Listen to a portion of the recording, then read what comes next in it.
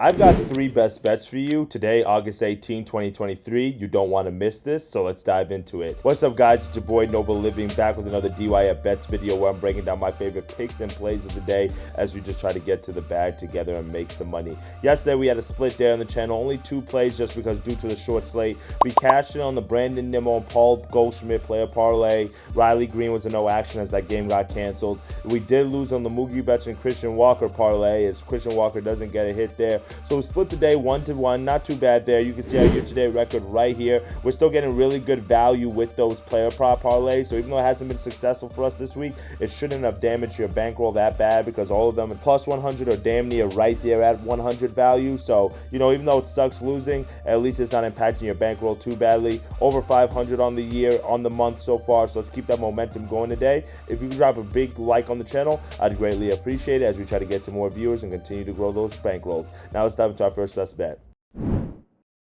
For my first best bet of the day, I'm going with the Atlanta Braves today, and I'm taking them on the run line, minus 102 on FanDuel. So you can't beat that almost plus 100 value to get the Braves. And in this matchup, we've got Spencer Strider versus Alex Cobb. Two pitchers who have not been terrible this year. Both of them have ERAs under 4. My analysis is very simple on this one. You could just skip to the next pick right after this. The Giants won't be able to score enough runs to keep with the Braves. That's it. That's my analysis. Just as simple as that. The Braves have been the hottest offense all month, leading the majors in runs per game, averaging close to 6.5 runs, while the Giants are dead last over the past month in runs per game, averaging close to 3.5 runs per game. So you see a big disparity there, just about 3 runs per game difference between the two teams. And sometimes, I understand Spencer Strider doesn't always have his best stuff. He's been inconsistent at times. Even like in his last start against the Pirates, where he gave up a ton of runs. You don't expect to see that. But I just don't see how the Giants are really going to be able to get to Strider because they struggled against right-handed pitchers for the majority of the year, and they've also struggled with the strikeout ball. They're in the bottom 5 in the league in strikeouts per game, and that Spencer Strider's bread and butter, leading the league right now in strikeouts per game, and I just don't think that they're going to be able to score enough runs because Alex Cobb is the guy that I'm worrying about. He's coming off a performance against the Rangers where he gave up 9 hits and 6 earned runs in just a 4 1/3 innings, and then the start before that, he gave up 5 earned runs to Oakland. I mean, the Athletics you give up 5 earned runs to, and now you're trying to go into the Chop House, into the Braves Stadium, and you think you're going to hold them to less than 4 or 5 runs? You might want to take the Braves team total over 4.5 runs. That's another best bet that I really like of the day. I just don't like his chances here, and the biggest issue is not even the fact that he's giving up a ton of runs. It's he's given up 6 home runs over those last 3 starts and 7 home runs over his last 5. The reason why that's a big deal is because Alex Cobb is a ground ball pitcher. So you hate to see when you've got ground ball pitchers give up a ton of home runs because that means that their location is off and their control is off. And those are two things that we've seen from Alex Cobb struggle with over his last 3 starts. I can't back him today. I'm taking the hotter offense. This one might fly over because Spencer Strider might give up a few runs, but there's no other team that's going to take advantage of the fact that Cobb has given up a ton of home runs, just like the Braves, who are leading the league in the majors. So give me the Braves on the run line as my first best bet of the day.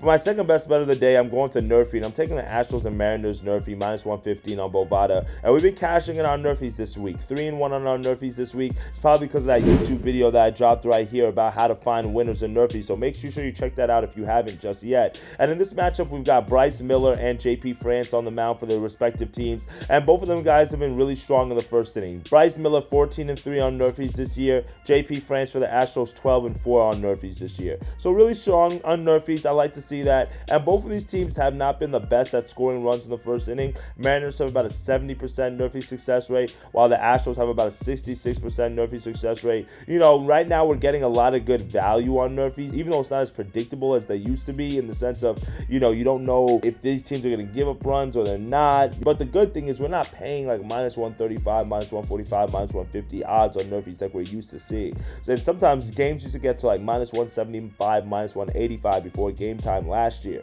So now that we fact that it's not as predictable, but we're not having to spend as much at minus 115, I like that fact. I think both of these offenses will get started a little bit slower today due to the pitchers that are on the mound. So give me Bryce Miller, JP France, Astros, and the Mariners as my NRFI of the day as my second best bet. For my third and final best bet of the day, I'm going to 3-leg player prop parlay. These player prop parlays have not been good to us this week. I can't lie to you. First week that we've actually dropped these player prop parlays and they have not been successful successful for us in terms of at least over 500, over a 60% hit rate. But hey, we're going to get it back today, and I'm taking Mookie Betts, Corey Seager, Julio Rodriguez, all to get one hit, plus 141 odds on FanDuel. If this one hits, it can make up a lot of ground for what we lost this week. And these are three guys who have been absolutely on fire for us, not only just on the channel, but in the majors over the past week or so. We saw what Julio Rodriguez did last night, 5 for 5. And a home run and 5 RBIs. You can't beat that. Batting .400 over the last 7 games. He's got at least 1 hit in 21 of the last 25 games. He's got 9 hits over the last 2 games and 16 RBIs in the past week. You're not beating that. Julio Rodriguez absolutely on fire. All I need you to do is get 1 hit. Keep what you've been doing, big bro, and I promise you we're going to cash in. Mookie Betts, another guy's been Mr. Consistent for us. Batting .400 over his last 15 games. He's got at least 2 hits in 5 straight games and at least 1 hit in 22 of the last 25 games. So you can't beat that right there. Love the consistency in form, and I bet you might be a little bit scared because Sandy Alcantara is facing them today. But this is the thing. Sandy Alcantara has always struggled at Dodger Stadium. That's one of the reasons why I like the Dodgers and the over in that game today. Historically, he struggled at Dodger Stadium, and Mookie Betts has had a ton of success against him. .455 batting average against Alcantara on 12 plate appearances, including 1 home run in that time span as well. So I think Mookie Betts should be able to keep that hot streak going today for 1 hit. And then finally, we got Corey Seager, currently batting .345 over the last 15 games, and he's batting .369 at home this year as well. So he's been holding it down at Arlington Field. He's got at least 1 hit in 20 of the last 25 games, and he's had success against Brandon Woodruff on the mound for the Brewers today, batting .375 against him in 8 plate appearances. So I think Corey Seager should be able to get us a hit. Julio Rodriguez, if you don't get a hit today after yesterday's performance, that's just going to be disappointing. And Mookie Betts, he's been on fire all month. All 3 of these guys should be able to get us 1 hit today for us to end off the week strong and end off this show strong. Well, that's it for me today, my friend. 3 best bets, and it's been a few days since we've had a sweep on the channel. I'm feeling good. Last Friday, we ended off that week in a sweep, so hopefully today we can end off the week in a sweep as well. Keep that momentum going. It's been a really strong week, profitable week, over 500 on the week. We love to see it. So as always, drop a comment below or inside the Telegram group with your favorite picks and plays. Can't wait to tell you. Can't wait to get to that money with you. Let's get after it. Let's make that bread. Let's make that cheese. Have a safe weekend, and I'll see you on Monday. Later, guys.